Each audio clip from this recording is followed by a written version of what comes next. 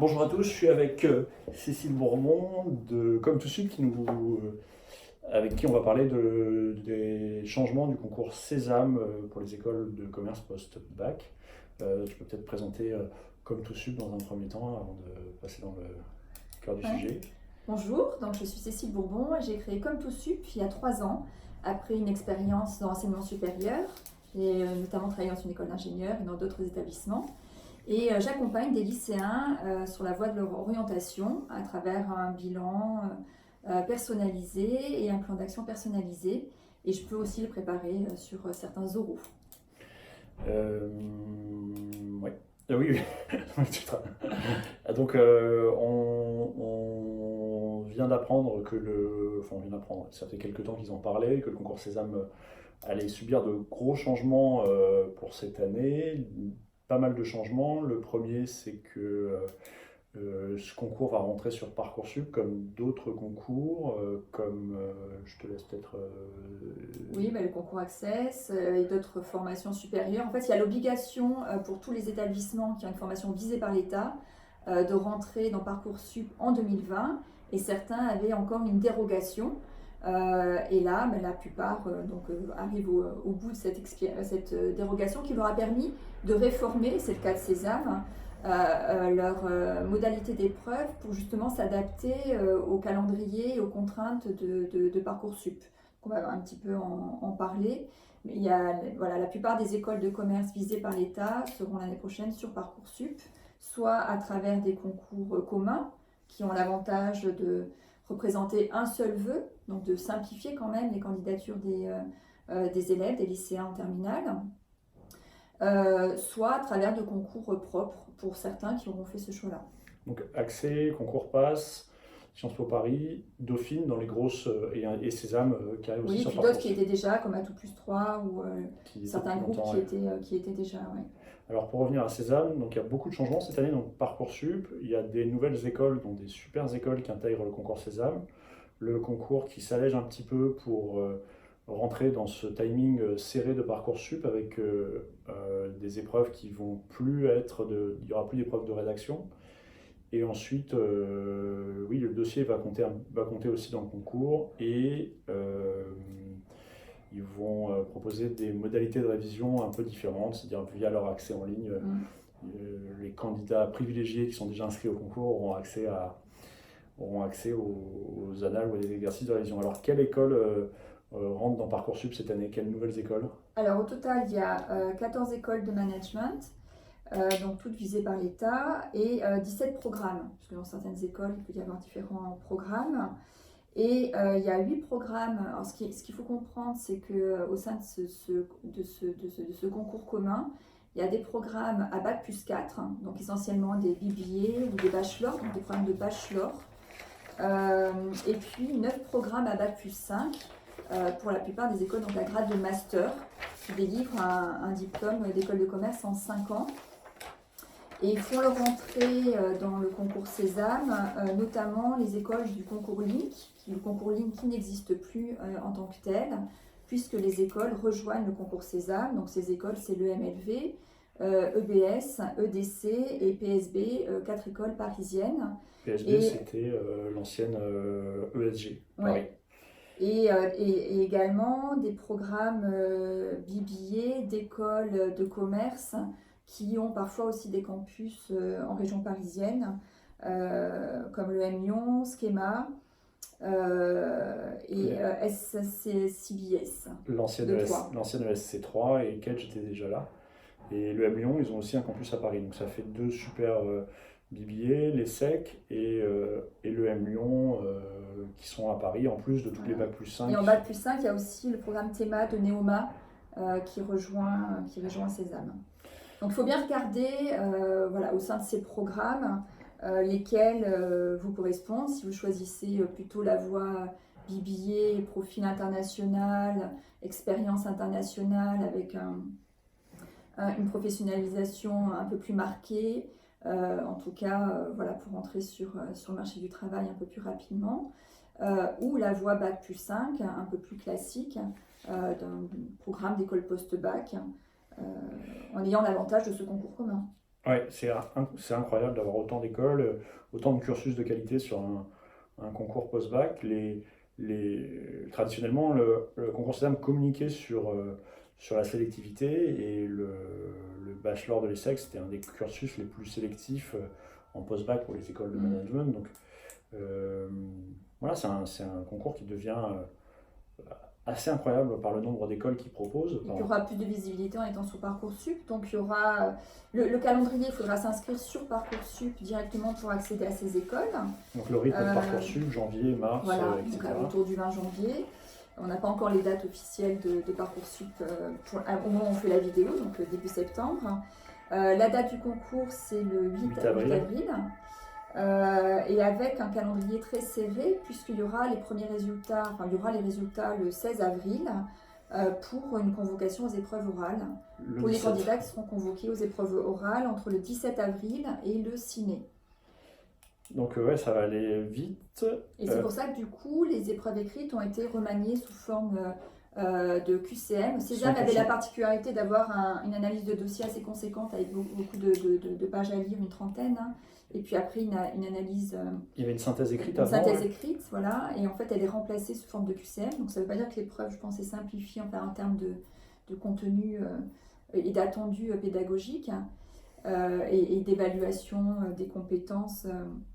En revanche, ce qui va être l'évaluation sera sous forme de QCM. Donc pour les élèves qui sont en terminale, c'est une approche dont vous n'avez pas l'habitude en général et qui nécessite voilà, un certain entraînement. Donc ça veut dire qu'il faut un petit peu se familiariser. Donc cette épreuve qui évolue, donc analyse documentaire et connaissance des enjeux contemporains. Donc ça c'est sous forme de QCM. C'est ce qui remplace l'analyse synthèse d'avant. Ensuite, il y a une épreuve de langue avec 2 langues obligatoires, dont obligatoirement anglais. Donc des QCM, là, il y a 40 QCM par langue. Pareil, ils enlèvent toutes les preuves d'expression écrite, donc tout le concours est sur QCM. Voilà. Et après, pareil, l'épreuve de maths logique qui s'appelle Épreuve de pas maths raisonnement logique, et compétences. mais change pas. Donc là, il y a 45 QCM organisés autour de raisonnement spatial et temporel, logique mathématique, enfin les connaissances de base de maths, et logique verbale, hein, là plutôt la partie grammaire, orthographe, conjugaison, compréhension. Et 3 épreuves hein, ouais. et organisées sous forme de QCM sur lesquelles vous pourrez commencer à vous entraîner une fois que vous serez inscrit après les vacances de Noël sur Parcoursup, mais c'est aussi possible de commencer un peu avant, à partir des bases qui existent. Ouais, et ils disent qu'on peut s'entraîner sur leur application, donc je l'ai téléchargée ce matin, et donc elle est à jour. La semaine dernière, elle n'était pas à jour, c'était la même que l'an dernier, et là, elle est à jour ce matin. Et aussi, haute nouveauté, le dossier contrat. Donc ils expliquent qu'ils vont intégrer les notes de première, les notes de lycée, ainsi que les appréciations des profs.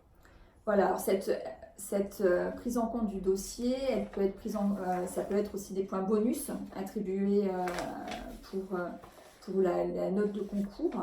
Et en fait, elle varie selon les écoles. Ce qu'il faut comprendre, c'est que le concours, c'est aussi une banque d'épreuves. Donc chaque école ajuste son niveau de sélectivité finalement. Et au-delà de la partie sélectivité, ajuste les compétences qu'ils souhaitent. Donc certains vont mettre plus de poids sur l'oral, d'autres vont être beaucoup plus de poids sur les maths, d'autres sur la partie académique et donc vont prendre en compte aussi le dossier scolaire.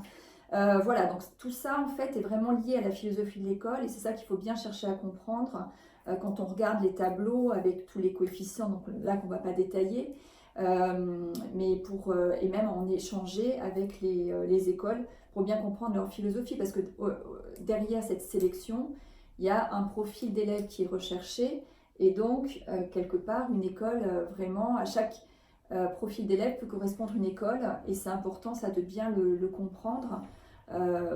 Et voilà, ça n'a peut-être pas de sens de postuler à toutes les écoles, dans tous les programmes, ça a un coût important, donc ça permet aussi d'affiner sa sélection et bien comprendre qui on est, comment on fonctionne, comment on va être évalué. Est-ce que c'est plus sur les compétences académiques? Est-ce que c'est plus sur les capacités de raisonnement, les qualités linguistiques?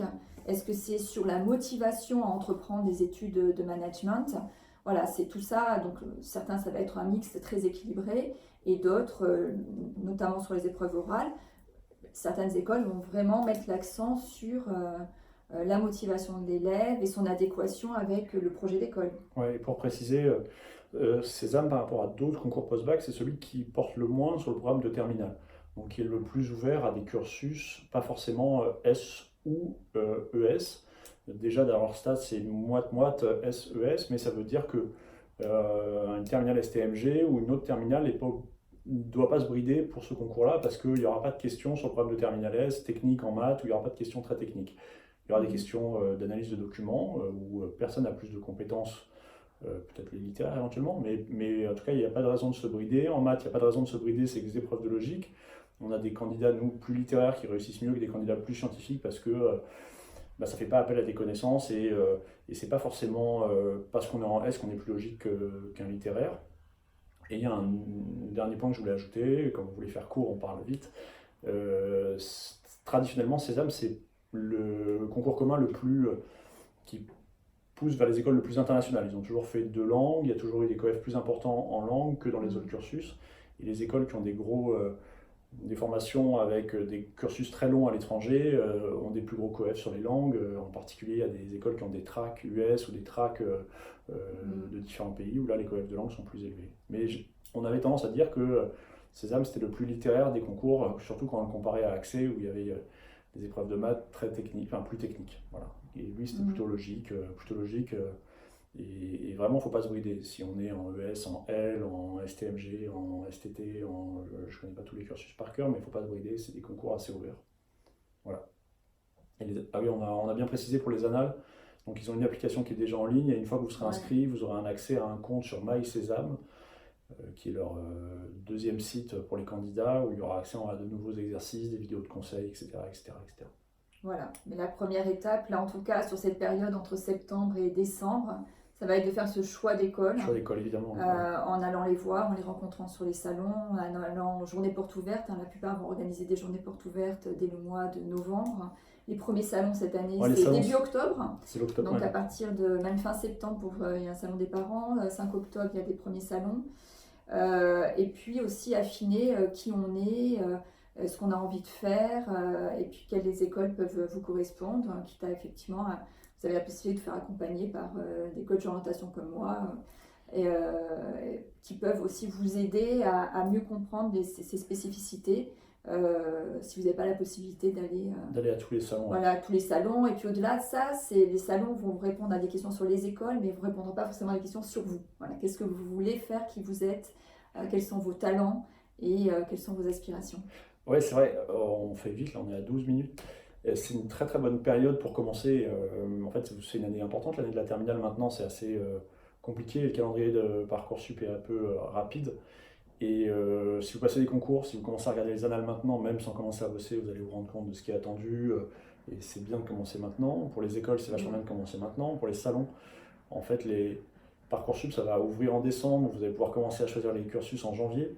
Et tous les salons sont avant, donc plus vous vous préparez assez tôt et mieux c'est. Et puis vous mettrez du sens, parce qu'au-delà de je prépare un concours et je bachote quelque part où je me prépare, si vous savez derrière quel est votre objectif d'école, c'est plus facile que juste je prépare un concours et je verrai bien mes résultats en fait.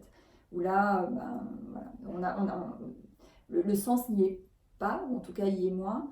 Et donc votre motivation peut aussi faiblir, alors que si vous avez vraiment votre objectif d'école, vous les connaissez bien, vous saurez pourquoi vous travaillez. Quel salon, j'ai encore une dernière question avant de finir, quel salon t'aimes bien? Quel salon tu trouvais bien en termes Là, typiquement pour ce type de concours, les salons un peu grandes écoles, elles sont toutes présentes. Donc Je suis d'accord avec toi. On gagne du temps, et après il y en a plusieurs qui organisent, que ce soit Studirama, Le Monde ou l'étudiant. Voilà, chacun les concours en général sont présents en tant que tels, même en un stand physique. Donc ça, il faut consulter les exposants qui sont présents pour être sûr que le concours est représenté. Et si le concours ne l'est pas, en général, sur chaque école présente, il y a des personnes qui peuvent répondre pour les questions. Alors c'est vrai que les élèves, ça va être un peu plus difficile cette année parce qu'il y a une évolution, mais il y a quand même des épreuves qu'ils ont passées. Et sur lesquels ils pourront répondre et expliquer comment ils se sont préparés. Ouais, super. Ouais, je suis d'accord avec toi 100%. C'est nous en tant qu'exposants aussi, en tant qu'école, les 100 grandes écoles, c'est ceux où où on a le meilleur contact, le meilleur ratio de discussion intéressante, les très très gros salons. Il y a plein de gens, plein de monde, plein d'écoles, et c'est un peu. C'est pas très efficace, quoi. C'est pas très efficace. C'est vrai que les salons de grandes écoles, nous, ceux qui ont été les mieux pour nous, c'est vraiment le salon du monde et le salon grandes écoles de l'étudiant. Studirama, on l'a moins fait. Mais voilà, c'est ceux qu'on a trouvé le mieux Voilà, et puis en ceux termes qui de sont près de contact. chez vous aussi, parfois ça peut être les dates, enfin bon. Et les salons de province, ouais. Et puis en province, il faut regarder en fait au niveau de. Alors c'est pareil, hein, il y a des salons grandes écoles de plus en plus dans les, À Lyon, il y en a un, ouais. en région. Donc là, il faut regarder, sachant que le calendrier des salons démarre plus tôt qu'avant. Donc il y a des salons en octobre, le gros c'est le mois de novembre. Et puis après, décembre, il faut attaquer les journées portes ouvertes. Ouais. Ouais, faites vite parce qu'en janvier, c'est fini les salons, quoi. Janvier, février, il y a quelques salons de rattrapage, mais Il y a des salons en janvier, mais c'est vrai que c'est plus la grosse saison. C'est moins la grosse saison C'est qu'avant. fini les rencontres de 15 écoles dans la journée, quoi. Voilà, bonne préparation. Bonne préparation, bonne chance. À bientôt, au revoir. Au revoir.